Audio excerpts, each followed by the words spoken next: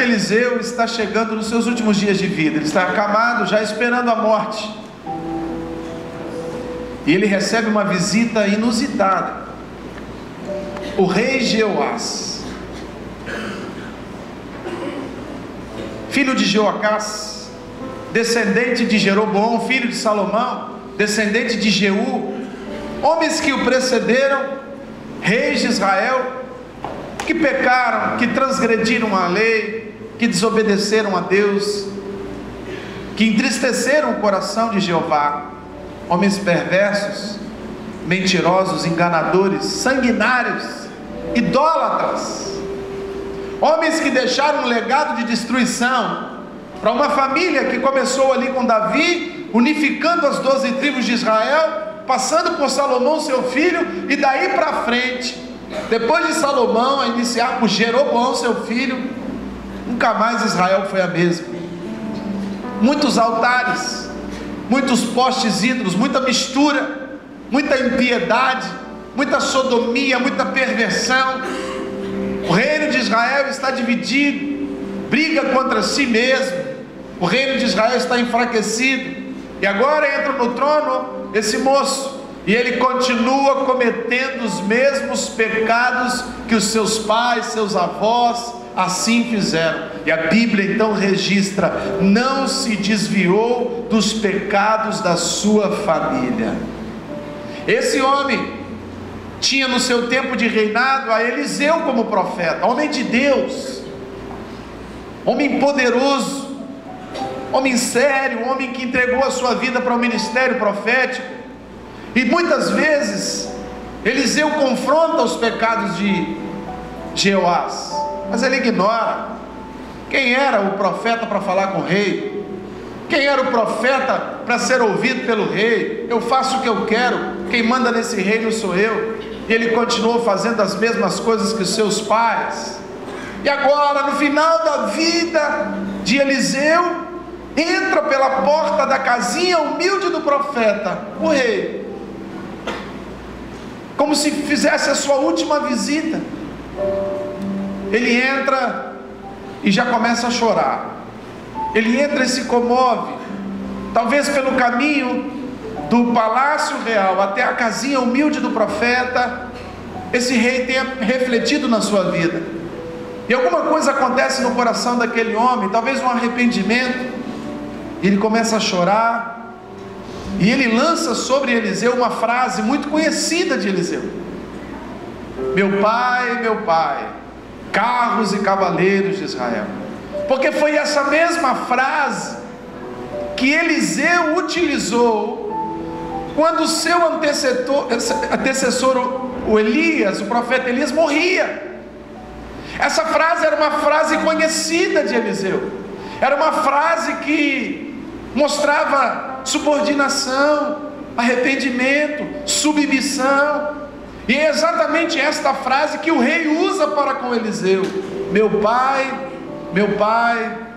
carros e cavaleiros de Israel. Como se dissesse: tu és maior do que eu, tu tens autoridade maior do que eu. Como se dissesse: talvez você também vai ser transladado como foi Elias, numa carruagem de fogo.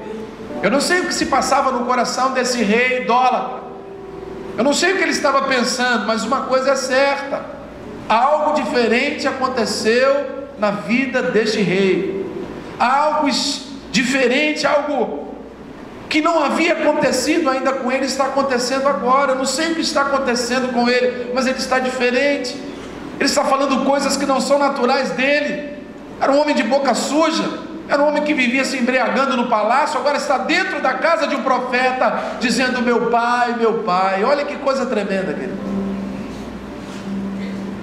E eu comecei a pensar em algumas histórias que a gente ouve de pessoas que vivem assim, carregam um legado dos seus antepassados de prostituição, infidelidade, troca de mulher, troca de marido, não para emprego nenhum, pessoas nervosas, pessoas chiliquentas, melindrosas, vaidosas, pessoas sodomitas, pessoas com tendência a roubo, pessoas com tendência ao uso de drogas, alcoólatras, que carregam isso até na sua própria genética. e enfrentam essas dificuldades e não conseguem sair dela. Eu não sei se em algum momento Jeoás tentou sair desta vida, mas a Bíblia garante que no final da vida do profeta Eliseu, Jeoás continua fazendo o que é errado. Mas ele foi até o profeta, mas ele procurou ajuda no profeta. Ele foi à casa do profeta. Desta vez não foi o profeta que foi na casa do rei, foi o rei que se deslocou à casa do profeta. Isso já me dá uma mensagem, porque o certo era o profeta ir na casa do rei. O rei mandava chamar, Deus mandava mensagens aos profetas para entregar no palácio. Mas aqui não. Aqui agora é o rei que desce do seu cavalo e entra na humilde casa do profeta. E esse gesto de Jeoás vai impactar tremendamente a sua vida. E por causa desse simples gesto desse rei pagão, coisas extraordinárias vão acontecer na vida dele. Eu quero dizer para você, querido, que está aqui nesse templo, do lado de fora ou assistindo pela internet, você veio aqui à casa de profeta. Algo novo vai acontecer na sua vida. Não foi ninguém que foi bater na tua porta. Ninguém amarrou você e trouxe aqui. Ninguém. Ah, pastor, mas alguém me convidou. Mas outras vezes outros convidaram e você não foi? Você já foi convidado para ir na igreja 1000 vezes? Nunca foi. Hoje você veio. Hoje você está na casa dos profetas. Então tem coisa nova de Deus para a sua vida. Pode esperar. Você está ouvindo pela internet? Nunca ouviu? Então você pode saber. Deus vai fazer algo tremendo na sua vida também. Você crê nisso, querido? Sabe o que Deus quer fazer com você? Deus quer te dar uma oportunidade de mudar a sua sorte. Só quem quer mudar a sua sorte, fecha os olhos, levanta a mão direita. Só quem precisa de uma mudança na sua vida, uma mudança na sua história, só levanta a mão direita aquele que está insatisfeito, que quer mais de Deus, que quer uma família ainda mais abençoada, que quer uma vida profissional ainda mais abençoada, quer ter uma vida íntima com Deus mais abençoada. Desça a sua mão direita levantada e diga: Senhor, eu saí do meu trono, da minha casa, dos meus negócios, do meu conforto, caminhei até aqui, estou na casa de profetas. Muda a minha sorte, muda a minha vida. Eu creio que essa visita de hoje nessa igreja vai mudar a minha vida. Eu tomo posse dessa mudança em nome de Jesus. E só quem crê glorifica o nome do Senhor, querido. Aleluia. Glória a Deus. Glórias a Deus. Eu separei aqui, queridos, pelo menos 7 pontos nesse episódio para a gente refletir um pouquinho. Amém?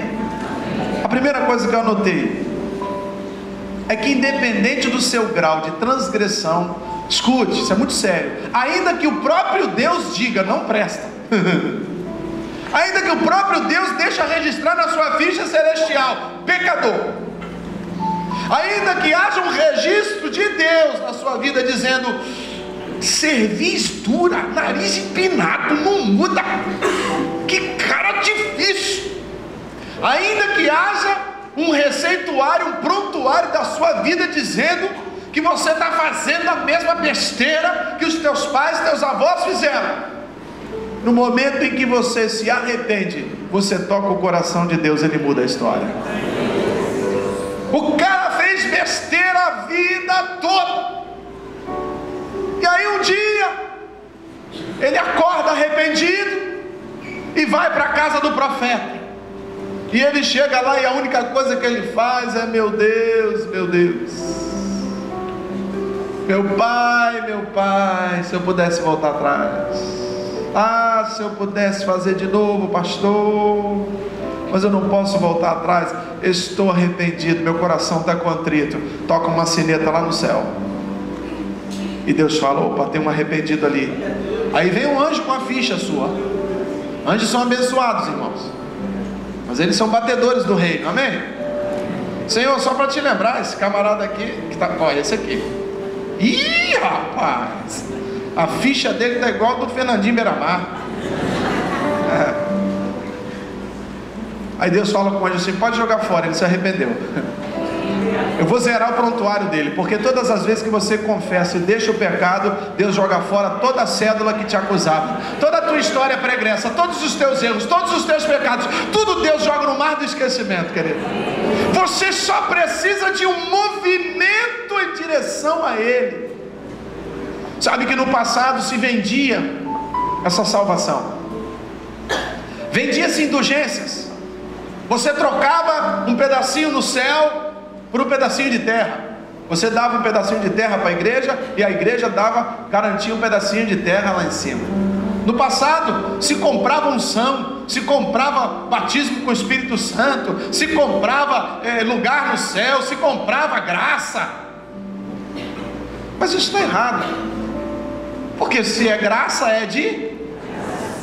Diga, se é graça, é de graça. Eu só preciso aceitar. Você imagina que eu chamo você ali fora? Ontem teve um evento aqui dos jovens, foi muito legal, né? Quantos estavam aqui? Deu glória a Deus. Foi muito legal. Parabéns aos organizadores aí, viu? Ficou extraordinário, gostei muito. E aí no final eles fizeram um tal de um sorteio aqui, né? Colaram uns papelzinhos debaixo das cadeiras que tinha um número, e aí eles pegam aquele número ali e sorteiam e falam: ah, você ganhou um disquinho, ganhou não sei o que. Você já imaginou? Se alguém chega para você e fala assim: número tal, e você: opa, é o meu. Ele fala: vem cá, você acaba de ganhar esta Ferrari.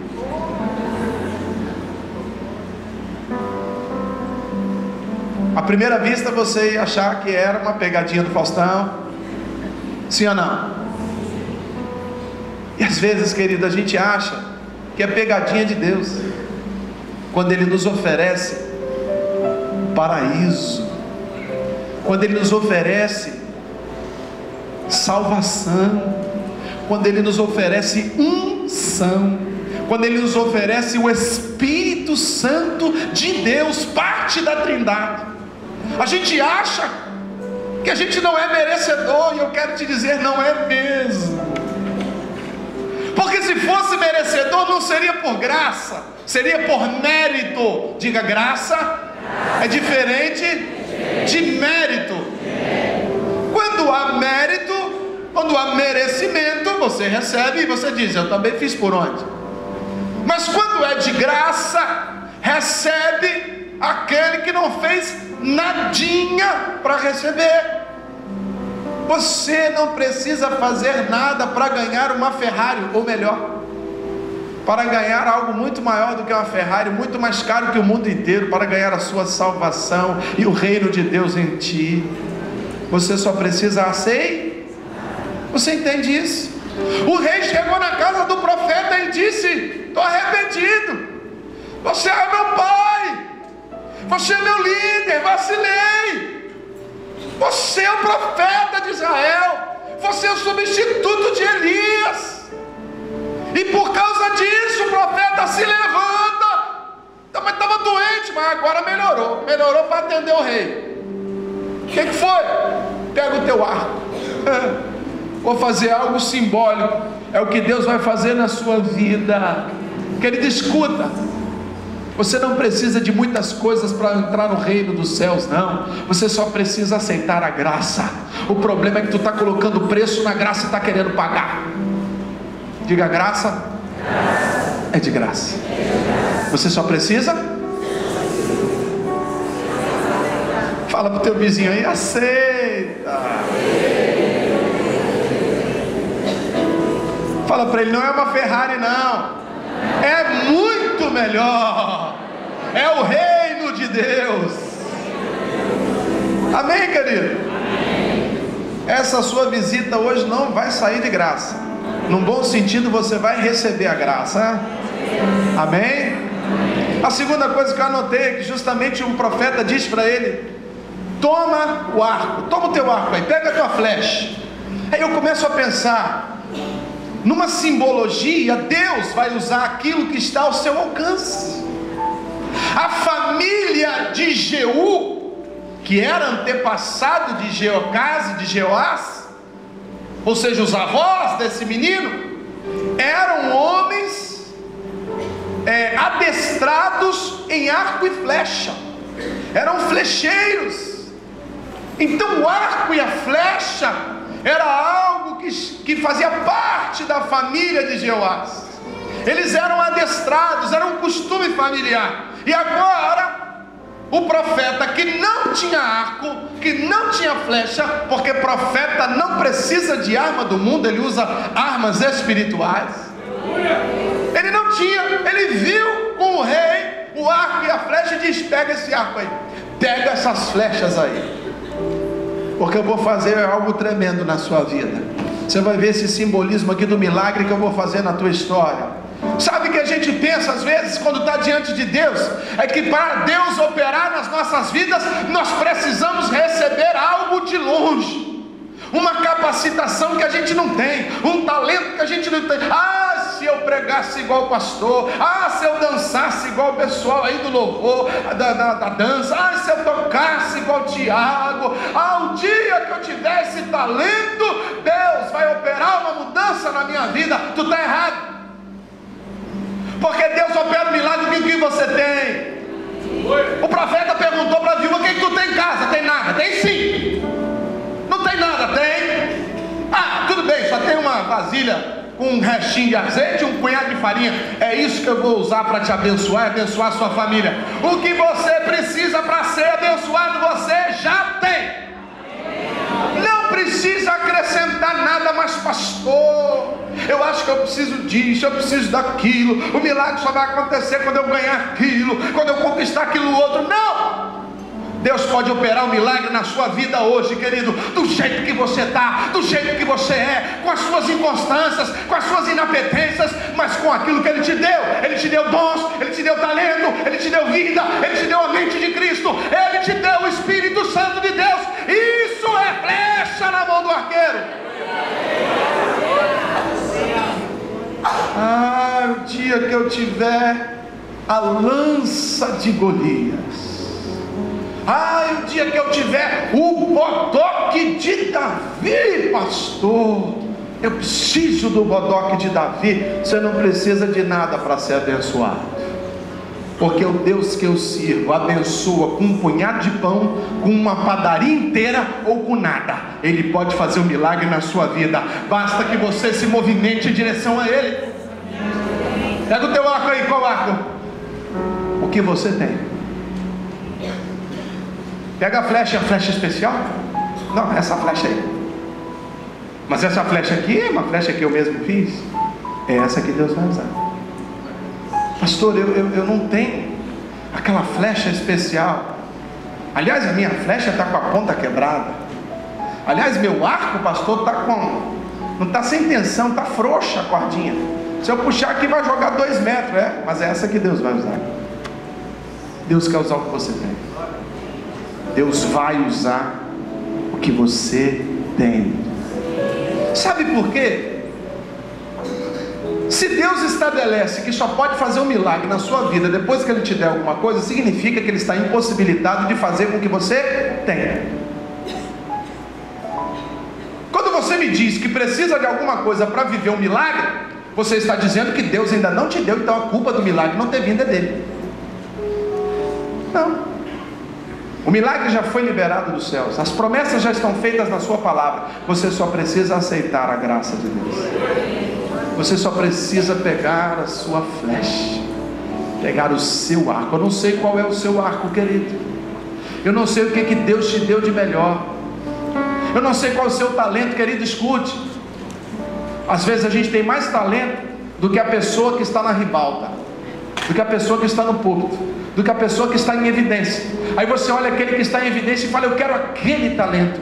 Aí Deus olha do alto do céu e diz para você: ô cabeça de manga espada, eu já te dei um monte de talento e tu não está usando. Por que tu está de olho no talento que eu dei para o coitadinho zoião? Tira o zóio do talento dos outros, querido, e começa a usar o talento que Deus te deu. E você sabe que Deus te deu talento, porque profetas já confirmaram isso na sua vida. Aí eu te pergunto: o que tu está fazendo com o talento que Deus te deu? Está enterrando ele mesmo. Está enterrando o talento.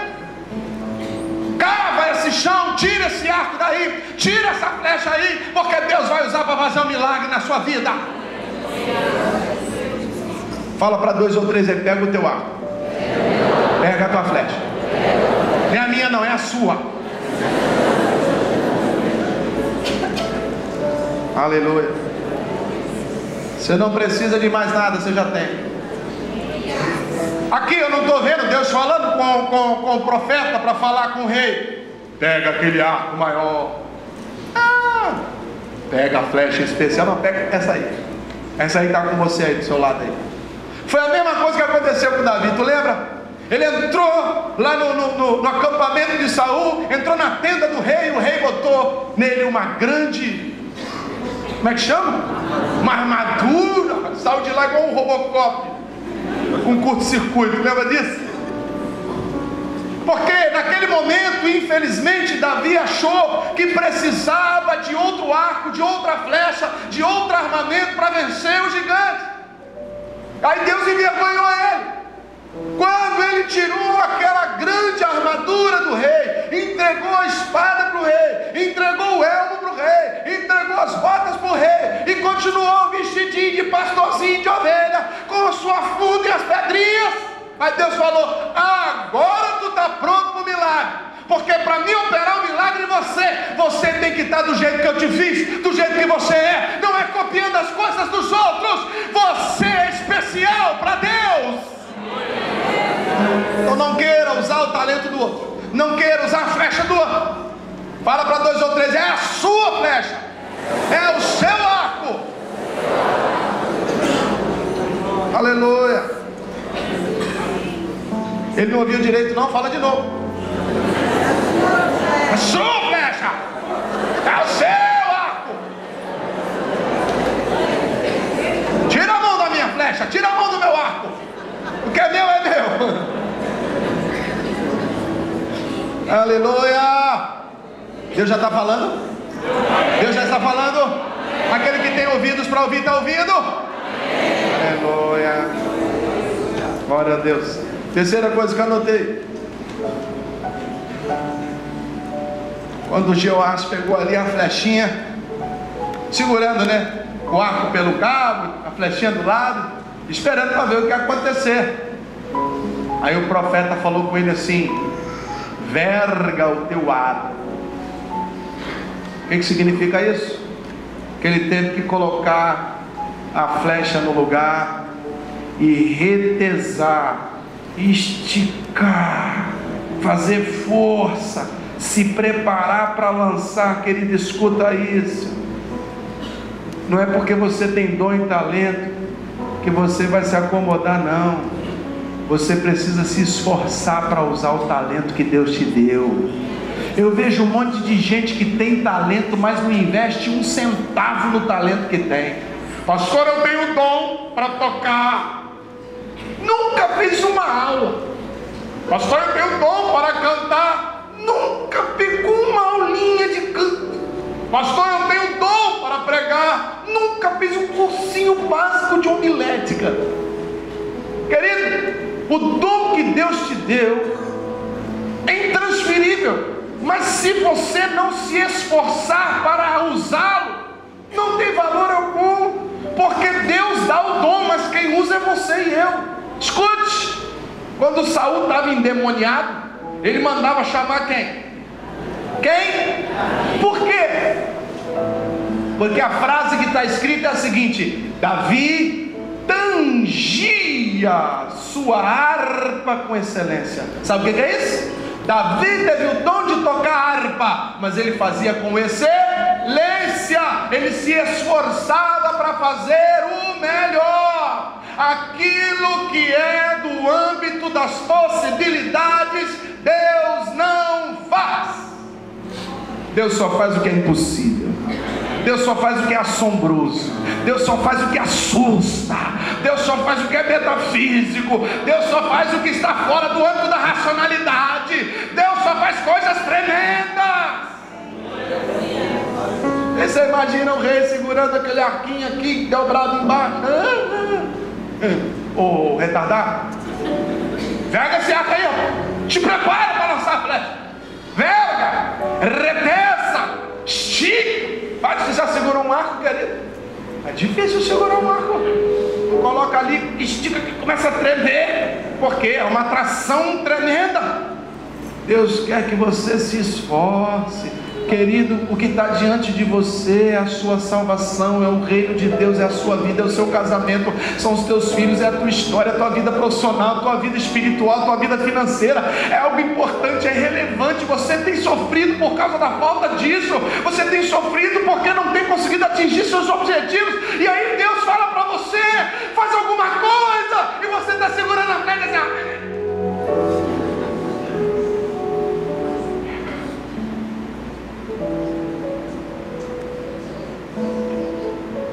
Deus está de olho em você.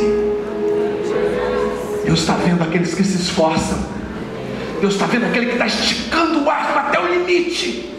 Deus está observando aquele que está dando tudo o que tem.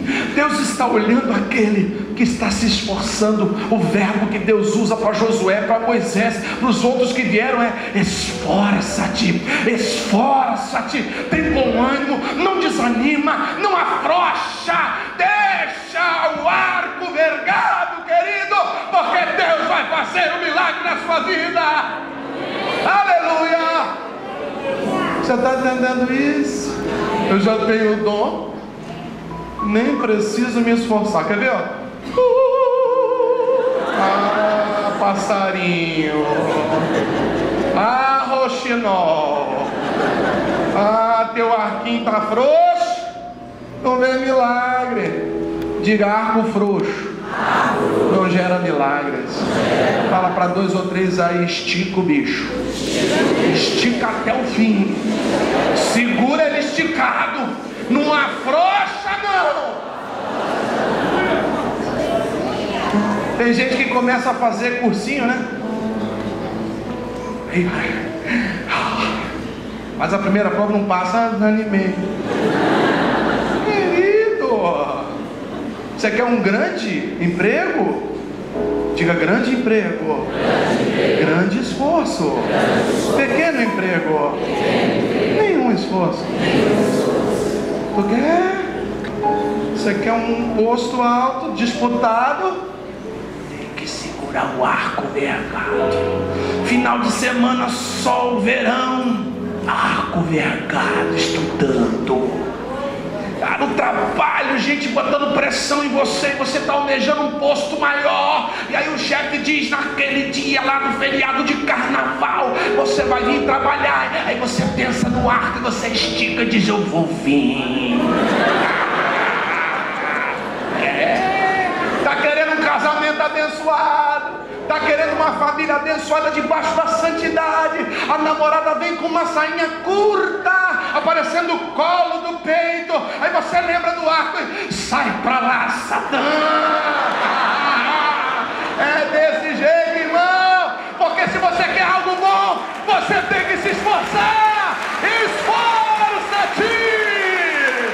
Oh, glória. Tem gente que quer ganhar a vida na maciota. Na maciota. Deus é por mim. Quem será contra mim? Quase dorme para declarar isso. Deus é por nós. Mas tem uma parte que só você faz. Tem um trabalho, tem um esforço que depende única e exclusivamente de você. Esforça-te naquilo que é o seu sonho. Não desista. Mantenha-se animado no Senhor. Pastor, meu braço está doendo. Faz igual Moisés no monte, no vale de Refidim. Pede alguém para te ajudar a segurar o braço, mas mantém ele esticado. Não vou abrir mão da minha vitória. Esse arco está pesado, mas o meu Deus é comigo. Você quer ver o negócio? É outra coisa que eu anotei. Olha que coisa mais linda do mundo. Eu fico fazendo a mensagem vibrando. Quando eu vejo essas coisas assim, eu vou falar isso lá na igreja. Igual criança. Ele falou: verga o arco. O rei vergou. Mas escute aí, a mão do profeta está junto. Você não está vergando o arco sozinho, não. A mão do Todo-Poderoso verga contigo, querido. Aleluia! Você pensa que está sozinho, não está, não. Você pode aplaudir o Senhor? Pode aplaudir o Senhor. Glória a Deus. Você não está sozinho. A mão do profeta ficou por cima da mão do caboclo. Porque o arco você verga e lança. Quando você verga e tenta segurar, a tensão é muito grande. Mas aí a mão do profeta está junto. Está escrito aí. Você é capaz de ler isso aí? Pôs a sua mão sobre a mão do profeta. Preste atenção. Não é a mão do profeta embaixo e a mão do rei em cima, não. É a mão do rei no arco e a mão do profeta sobre a mão do rei. Iniciativa do rei, responsabilidade do rei, mas a ajuda vem do alto. O socorro vem do alto, o escape vem do alto, o milagre é produzido no alto, a força vem do alto, a regeneração, a capacitação vem do alto. Um profeta aqui prefigura Deus. Fala para 2 ou 3 e você não está sozinho. Deus é contigo, Deus é contigo, Deus é contigo. Aleluia, glória. Eu vi isso aqui, pirei quando eu vi isso aqui, porque eu já imaginei o rei ali tremendo a mão, mas aí depois vem aquela mão de poder. Querido, aquilo que você não pode, Deus pode. Aquilo que é demais, a Bíblia diz que quanto a tarefa, quando a pressão, escuta isso, querido, Deus está falando contigo, que quando o fardo, que quanto ar, eu estou conjecturando, é muito pesado para você, Deus envia o escape. Aí, o escape para você nessa noite, querido, é a mão do Todo-Poderoso. Ele está nesse negócio contigo. Todos te abandonaram, todos disseram que não tem como te ajudar. Jeová nunca abandona os seus. Jesus exclamou, deixou isso registrado: não vos deixarei jamais. Por isso, um dos nomes de Jesus é Emanuel, Deus conosco, Deus junto. Deus com a mão por sobre a minha mão, Deus com a mão por sobre a sua mente te dando sabedoria, Deus com a mão no seu coração te aliviando, tirando a amargura. Deus está conosco, querido. Você não está vergando esse arco sozinho. Creia, porque na hora que você disser não aguento mais, Deus vai falar: eu estou contigo nessa jogada. Aleluia. Talvez você já tenha chegado aqui falando isso: não estou aguentando mais, mas eu tenho a convicção de que a palavra de Deus, que não volta vazia, já está produzindo força extra em você, e você já está falando: vou recomeçar, vou vergar de novo, vou pegar o arco e vou esticar ele, porque Deus está comigo, Ele me prometeu e o negócio vai mudar. Eu estou na casa do profeta, eu estou na casa de Deus, eu vou obedecer a Deus e o milagre vai acontecer. Aleluia!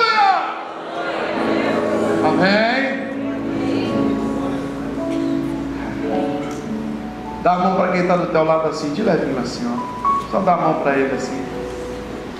Fala assim: Deus está contigo. Deus está contigo. A mão de Deus está contigo. Fala: a mão de Deus está contigo. Sua mão não está só. Você está protegido. Você está guardado. Você está fortalecido. Agora solta a mão dele e glorifica o nome do Senhor. Exalta o nome do Senhor. Louvado seja o nome do Senhor. Ele está junto. Ele está junto. Oh, glória. Aleluia. Aleluia. Meu Deus. O que é isso, Jeová? No verso 17 tem um negócio sério aí.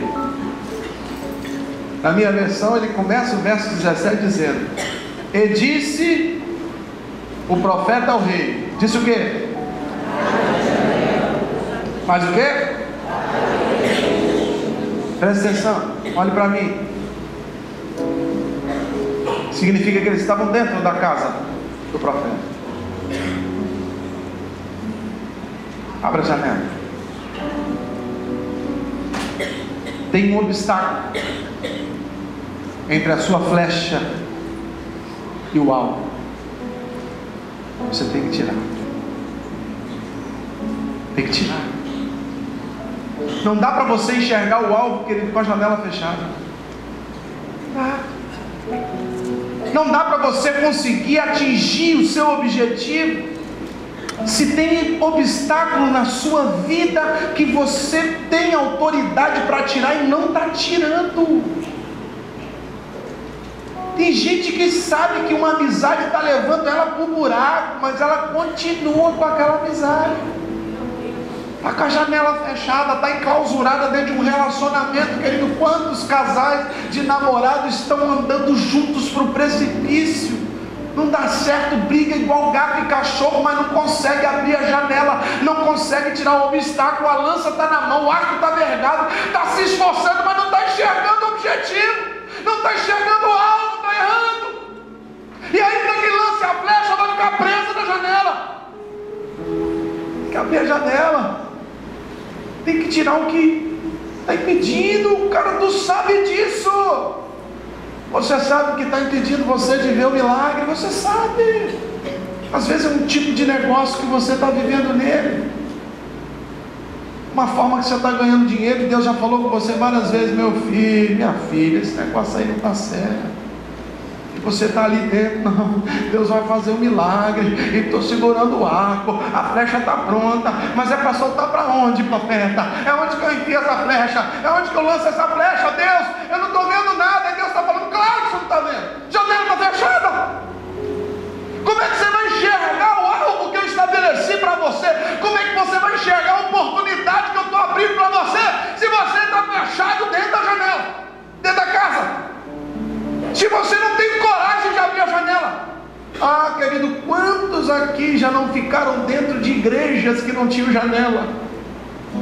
Estava lá dentro se esforçando, estava lá dentro suando, chorando, exercitando toda a sua fé, mas a janela estava fechada, e você achava que do lado de fora era preto e branco, mas não é. Do lado de fora também tem salvação, do lado de fora também tem alvo, do lado de fora também tem milagres.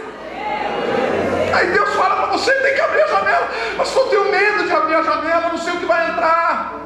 Não é o que vai entrar que você tem que temer, querido. Você precisa crer o que vai sair. O que vai sair é o teu milagre, o que vai sair é a tua flecha.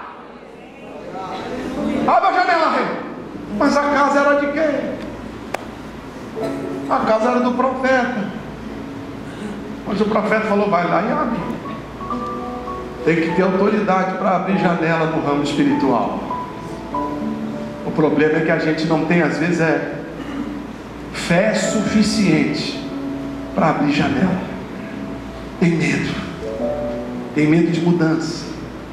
Tem medo de contrariar o sistema. Tem a religiosidade, tem a cultura religiosa, tem o racionalismo.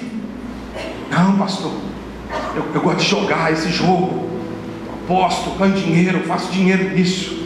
E aí Deus está falando para você: isso é janela fechada, meu filho. Isso está levando você para o beleléu. Não, pastor, eu gosto desse negócio na internet, eu gosto desses trecos aí, eu gosto de filme pornô, pastor, eu gosto de frequentar motel com a minha esposa, pastor, eu não vejo nada demais. Aí Deus está falando: como que não vê nada demais? Você está entrando dentro do chiqueiro e está pedindo para Deus lançar um perfume. Nem se você colocar 1 litro de perfume no cara dentro do chiqueiro, ele vai cheirar.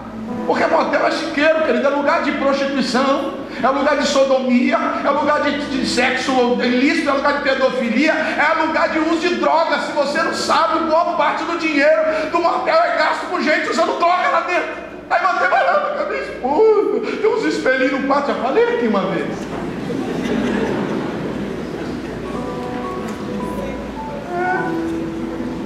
Não, janela fechada. Deixa a luz de Deus entrar. Deixa a santidade de Deus entrar.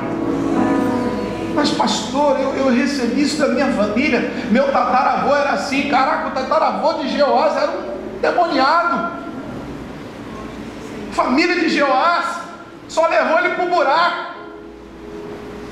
E a própria Bíblia registra, ele continuou na mesma religião dos pais, continuou fazendo a mesma coisa, cometendo os mesmos delitos, na idolatria. Mas esse homem se arrepende. E agora Deus fala para ele através do profeta: abre a janela, meu filho, tira o obstáculo, tira aquilo que está impedindo da luz entrar. Escuta isso, meu amado. Enquanto você vive em trevas, você acha que está tudo bem. Pessoas que têm lâmpada em casa que não é fluorescente, aquelas lâmpadazinhas bem econômicas de 40 watts, que fica aquela luzinha amarela. Aí o cara sai de casa, bota uma camisa com um colarinho branquinho, ele olha no espelho naquela luzinha amarela e vê branquinho. Aí quando ele chega num ambiente assim mais claro, vai ver que está tudo amarelo, encardido, cheio de mofo. Mas ele só enxerga quando está aqui. Ele fala: ih, porque onde não há luz, querido, você não enxerga a sujeira. E tem muita gente que não abre a janela porque sabe que o que vai ver não é bom. Então deixa a luzinha amarela, pastor. Estou feliz com o meu colarinho encardido. Deixa a luzinha amarela. Deixa a luzinha amarela. Eu conheci um homem que tinha uma casa e que na sala dele não tinha luz. A mulher dele reclamava. Eu sabia que as paredes dele eram rosa porque eu chegava bem pertinho para olhar. Mas parecia que tinha uns detalhes na parede e eu não entendia o que era. Aí um dia cheguei na casa dele e levei uma fluorescente. Culto na casa dele, levei a fluorescente. Falei: rapaz, sobe nesse negócio com essa lâmpada aí. Irmão, não deveria ter colocado. Estou falando para você. Eu me senti como aqueles filmes de Jason. O que acontecia naquela sala? A casa era pequena, naquela sala tinha muito mosquito. Eles iam matando os mosquitos com pancada. Cada mosquito que matava deixava 1 centímetro de sangue seco ali. Irmão, parecia que tinha morrido alguém ali. E foi com serra elétrica. Na serra elétrica? Cara, quando ele botou aquela luz, eu comecei a ter uns arrepios. Eu falei: meu Deus do céu, o que é isso? Você está entendendo o que acontece com você? Se você deixar com a janelinha fechada, todo mundo entra na sua vida e não vai ver a sujeira que tem. Mas para tirar a sujeira tem que acender a vela. Você lembra daquela parábola, uma das 3 parábolas do reino de Deus, daquela mulher que perdeu a dracma perdida? E a primeira coisa que ela faz é acender uma candeia. Para você achar o que está perdido, tem que acender a luz. Se você acha que está faltando algo na sua vida, se você tem problema com algo, sim, o seu coração está angustiado, você não consegue se ver, você não consegue ver o porquê da sua vida, porque está faltando luz. Você só vai achar o que se perdeu quando você botar luz na sua vida. E para botar luz tem que abrir a janela. Janela fechada não funciona. O que está fechando a tua janela? Por que você tem medo de abrir? Pastor, se abrir a janela eu vou perder meu emprego. Se abrir a janela eu vou perder esse relacionamento. Pastor, se eu abrir a janela eu vou perder aquilo que eu tenho de bom, pastor. Então, enquanto você fica com a janela fechada, você pode retesar o teu arco quantas vezes for, que você não vai saber para onde lançar a flecha. Diga: flecha do Senhor. Tem destino certo. Diga: não é para qualquer lugar. O profeta disse para o rei: é para o Oriente. É um espaço, é um lugar. Se a casa do profeta tinha 4 janelas, uma para cada lado, ele falou: não é para o norte, não é para o sul, é para o Oriente. Ó, vamos colocar lá. E a Bíblia diz então que o rei abriu essa janela. Tem gente que vai abrir a janela hoje aqui. E talvez quando você abrir a janela, o que você vai enxergar não é muito bonito. Mas creia, quando Deus mostra o que está sujo, é porque Ele vai limpar. Quando Deus mostra o que está errado na sua vida, porque Ele vai entrar com você nesse negócio. A Bíblia diz: bem-aventurados são aqueles que lavam as suas vestes no sangue do Cordeiro de Deus. Hoje você vai sair daqui lavado e remido no sangue do Cordeiro de Deus. Você crê nisso, querido? Então fala para 2 ou 3 aí, abre a janela.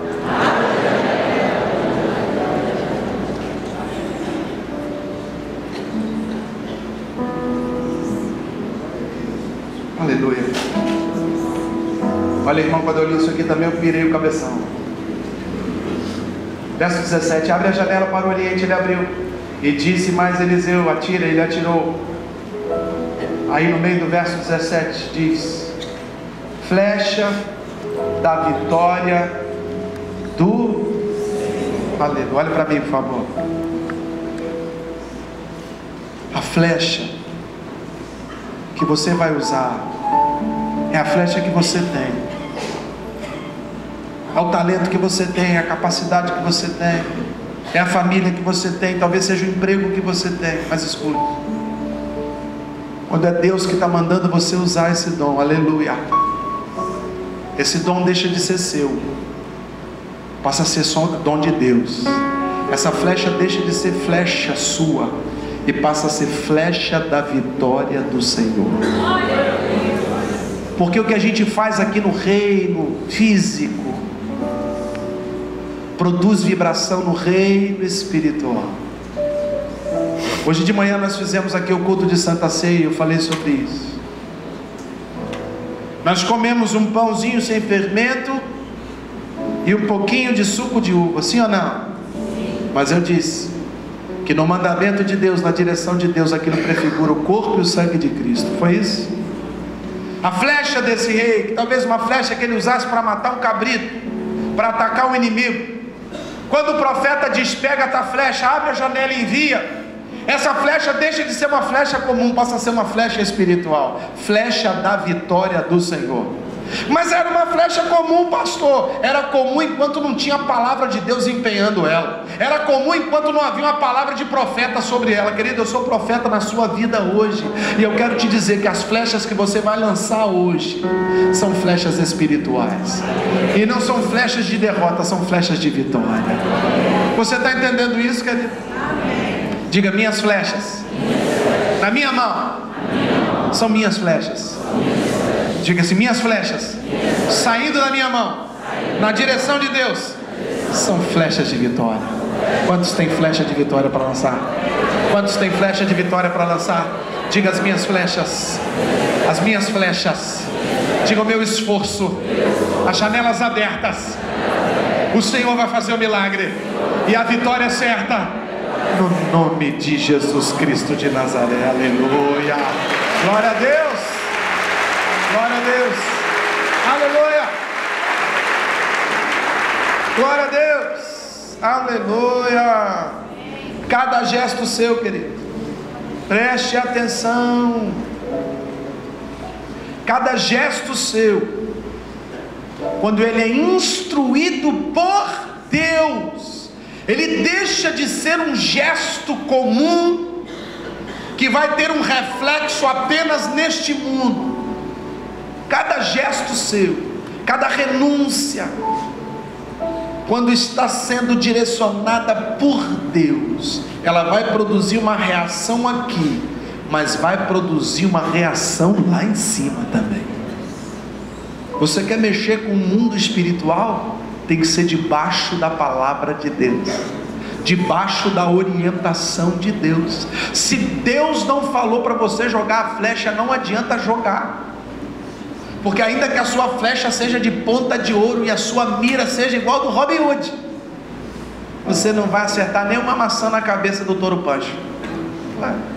Agora, se a tua flechinha é uma flechinha xing-ling, se o teu arco é do Paraguai, se você está desnutridinho de tudo, caolha, a janela seja pequenininha, a luz do sol esteja fraquinha, quando você atirar aquela flechinha, pim, vai funcionar igual a pedrinha que Davi jogou na testa do gigante. Vai jogar o inimigo por terra, porque é flecha da vitória do Senhor.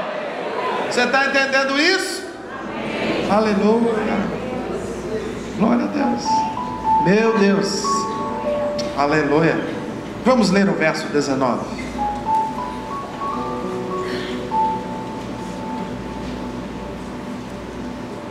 Aleluia.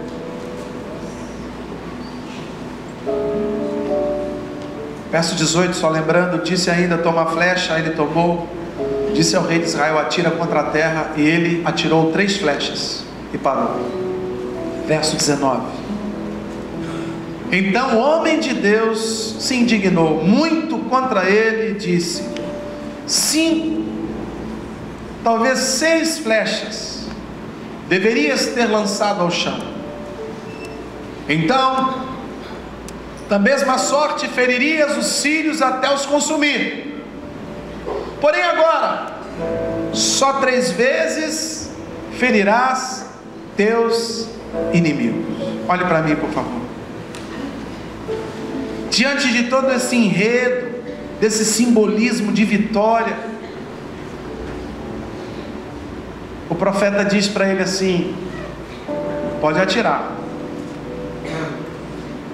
Ele tinha pelo menos 6 flechas na aljava, porque o profeta disse que ele poderia atirar até 6. Então, no mínimo 6 flechas na aljava. É um momento espiritual. Ele não está entendendo o que está acontecendo, porque as coisas espirituais só discernem-se espiritualmente. Amém? Questões espirituais, eu já falei aqui, vou repetir. Você não vê com os olhos comuns, não ouve com os ouvidos comuns, isso é tudo espiritual. Eu preciso crer que há um reino espiritual nesse momento aqui, amém? E aí o profeta falou assim: vai, mete a flecha. Aí ele olhou a janelinha, olhou para o profeta e pá! Olhou para o profeta está ali. Pegou outro, vergou, tchá, tchá. O profeta está quieto. Pegou mais uma, tchá. O profeta está parado. Pegou o arco. Tá bom? O profeta falou: tá bom não. Você tinha que ter lançado pelo menos 5 ou 6. Mas você não falou quantas eu tinha que lançar? Sei lá. Estava economizando aqui. Deus, o Senhor falou para mim que eu tinha que servir, mas não falou em que ministério, quantas vezes no mês.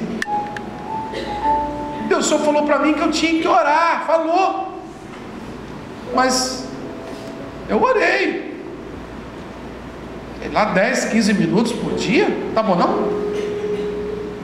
Deus, o Senhor falou para mim que eu tinha que fazer uma oferta, eu fiz, entendeu? Ano passado, oferta, tá bom não? Deus, o Senhor falou para mim que eu tinha que fazer jejum, eu fiz, tenho feito, cada mês faço um jejum. Deus, o Senhor falou para mim que eu tinha que perdoar, eu perdoei, mas... E aí a gente começa a entrar no âmbito das limitações pessoais, impedindo que o sobrenatural e o ilimitado de Deus aconteça nas nossas vidas. Deus deixou bem claro para aquele homem que aquela flecha era da vitória, sim ou não? Ele jogou 3 e ele tinha 6. Ele jogou 3 porque ele achou, tá bom. E se você for acompanhar a história desse homem, 3 vezes ele enfrenta os sírios e vence. Na 4ª vez ele perde. E aí ele pode chegar para Deus e falar: Deus, uma brincadeira. Eu venci 3 vezes, na 4ª, o mesmo homem, o mesmo problema, a mesma situação financeira. Estou eu passando por isso de novo. Oh Deus, não estou te entendendo. Aí Deus olha para mim, para você e fala: você deu tudo que você tinha. Você entregou o seu melhor. Você fez o esforço maior que você podia fazer. Isso que você entregou de oração é o seu limite. Isso que você entregou de jejum é o seu limite. Isso que você entregou de serviço é o seu limite. Porque o seu limite limita a minha bênção. Porque eu te dei muito, eu te dou a sementeira, eu faço multiplicar a tua casa, eu afugento os gafanhotos, eu abato, eu levanto, eu te dou saúde, eu te dou vida. E na hora de você provar a tua fé, você economiza. Tem um monte de gente economizando no reino espiritual, mas na hora do milagre quer milagre grande, mas na hora da semente é semente miserável, é oração de sono, é jejum de 2 horas. Irmão, Deus já nos deu a vitória no nome de Jesus. Você já tem milhares e milhares de flechas para lançar. Lance todas que você puder. A aljava de crente tem que estar vazia. Você tem que dar o seu melhor. Você está ali negociando. Vou jogar 3, vou ficar com 3, vou emprestar 3. Quem mandou jogar a flecha foi Deus.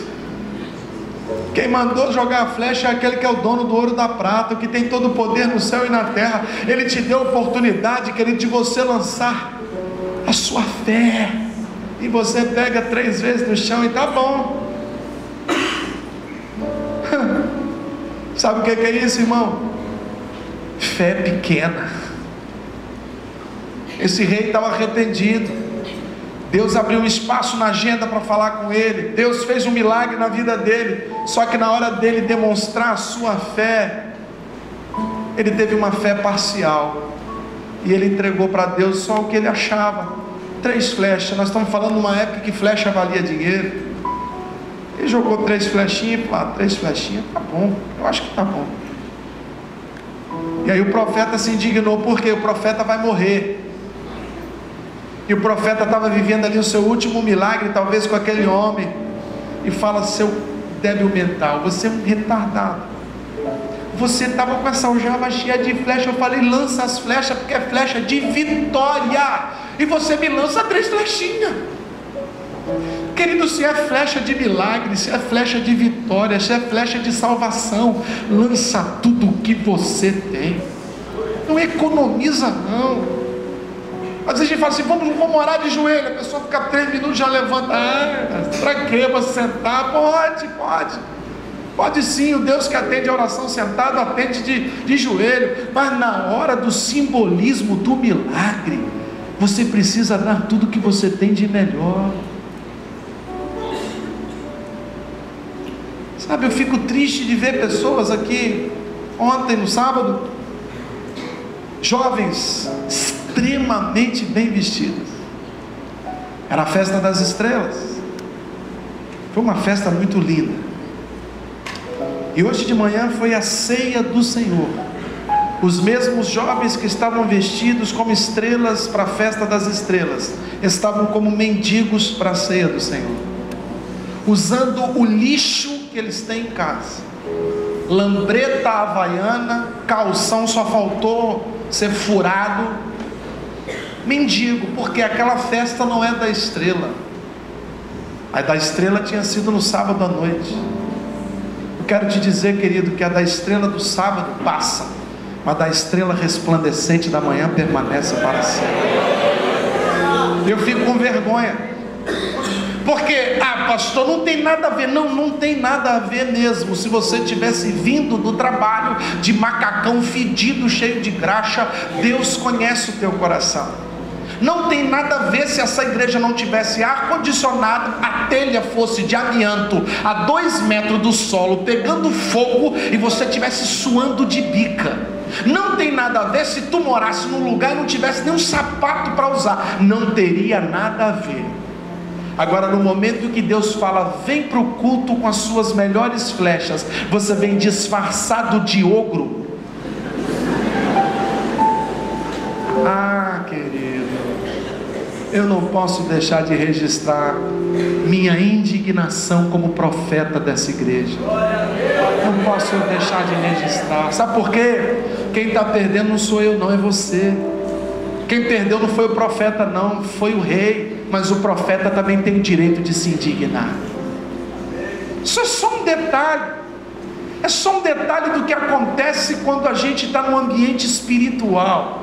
E a gente acha que o ambiente espiritual, só porque ele é prefigurado no ambiente natural, ele pode ser um ambiente banal.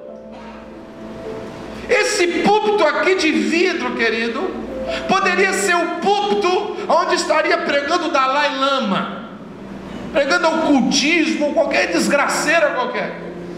Mas nesta igreja, diante destes fiéis, este púlpito é consagrado. Você está entendendo isso? Se ele estivesse lá fora não teria problema, mas aqui dentro ele é uma peça, dentro de um contexto de culto ao Rei dos Reis, Senhor dos Senhores. Você pega um teclado desse aqui, eu tenho certeza que tem um monte de banda lá fora tocando tudo quanto é lixo, que tem um tecladinho desse aí, não tem problema. Mas a partir do momento que esse teclado passou a ser da igreja, ele é consagrado a Deus. O violão que eu tenho não se toca música secular, mas tem um monte de gente que é da igreja, toca em banda, e quando pode toca lá só na boquinha da garrafa. Mas não tem problema, né, pastor? Não tem problema se não fosse espiritual, porque isso é guardar a flecha na aljava. Isso é não entregar o seu melhor para Deus. O meu melhor eu entrego cada vez que eu subo nesse púlpito aqui. Sabe como é que é o meu domingo, querido? É culto de manhã, é almoço e a tarde toda virado aqui ó, nessa palavra, porque eu vou entregar nesse culto todas as flechas que eu tenho. Todas. Eu nunca volto para casa com nenhuma flecha na minha aljava, porque eu quero milagres grandes, porque a flecha que Deus me deu é a flecha da vitória do Senhor. Aleluia! Aleluia! Aleluia! Aleluia! Eu não abro mão do melhor para Deus.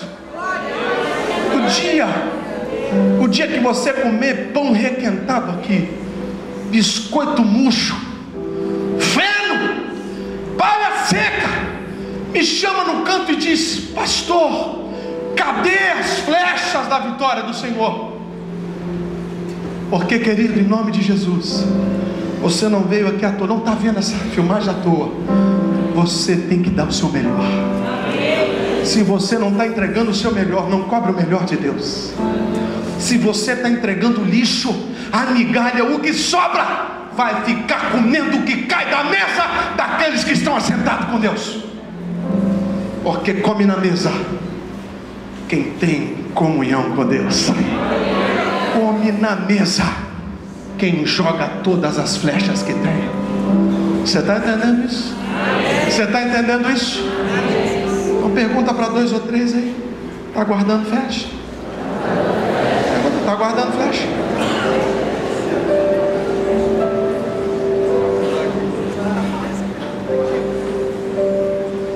Não, preste atenção, não limite o poder de Deus.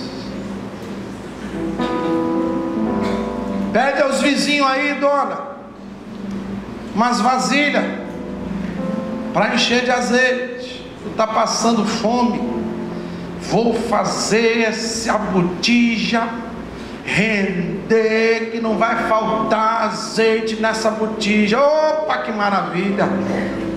Vizinho, tem umas garrafas aí, tem 10, me dá 5. Vizinho, você tem garrafa aí? Eu tenho 2 bujão, me dá 1. E a mulher encheu a sala dela de vasilha, e o profeta disse: pode deitar o azeite nas vasilhas. Ela foi enchendo.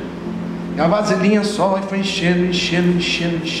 Encheu todas as vasilhas que estavam na sala. E aí pediu o filho dela, me traz a próxima. E o filho dela, acabou, mãe. A Bíblia diz que imediatamente cessou o azeite da vasilha. Querido, quando Deus mandar você pegar a vasilha, enche a casa delas. Pega tudo que você puder. Não limite o poder de Deus. Se Deus falou, lança a flecha. Lança tudo. O que falta é oração, ora mais. É meditação na palavra, medita mais. Você está entregando quantas flechinhas de meditação para Deus? Quantas? Mas na hora do milagre, do que o milagre? Pastor, eu preciso de um Ultra Mega Power Plus Super Master Blue. É o milagre dos milagres. É, filho, quantas flechas você jogou? Sacumé, né? Sacumé. Sacumé. Deixei umas flechinhas lá pro videogame. Pastor, agora eu tenho visto, eu tô vendo filme todo dia. Eu logo filme, eu sou especialista em filmes. Eu logo filme, cada filme tem no mínimo 2 horas. Eu assisto tudo quanto é filme, aleluia. Pastor, eu preciso de um milagre. Vai lá pegar os filmes. Pede para Arnold Schwarzenegger fazer um milagre na sua vida. Lá Arnold Schwarzenegger, eu tenho te cultuado. Faz um milagre em mim. Flechas, querido. Você está guardando as suas flechas para você, né? Você está guardando as suas flechas para você, querido. Escuta, quero te dar uma notícia triste. Você vai morrer. É bíblico. Você vai morrer. Não sei que dia, mas vai morrer. Espero que seja antes de mim. Mas vai morrer. Aí eu te pergunto: quantas flechas você está atirando para os teus filhos? Está guardando flechinha para eles? Funciona não. Flecha guardada não tem valor. Flecha atirada que produz a vitória. Você crê nisso, querido? Pergunta para 2 ou 3 aí mais uma vez: ainda tem flecha aí? Fala com ele: se dá para melhorar?